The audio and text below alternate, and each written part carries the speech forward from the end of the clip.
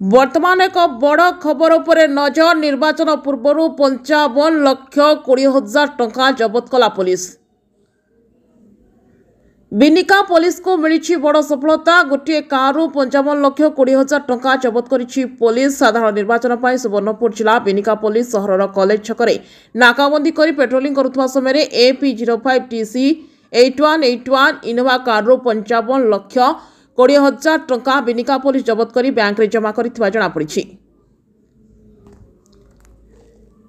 एही टंका आंध्र प्रदेश राज्यरू काकीनाडा जिला को जाउथबा समय बिनिका कॉलेज छकरे धरा पड़िछि। एथिरे आंध्र प्रदेश राज्यर काकीनाडा जिला गरीपुर गाँव पी चंद्रशेखर, पी सामुहाधरी, पी शुभयांबा, पी छननबदी, पुलुल गाँव बोनासु भेंकट और बेनाभरम गाँव गाड़ी ड्राइवर बी विनय कृष्णा आदि 6 जण रहितबा बेले अधिक तदंत जारी रखिछि पुलिस। एने बिनिका पुलिस अधिक तदंत जारी रखिछि।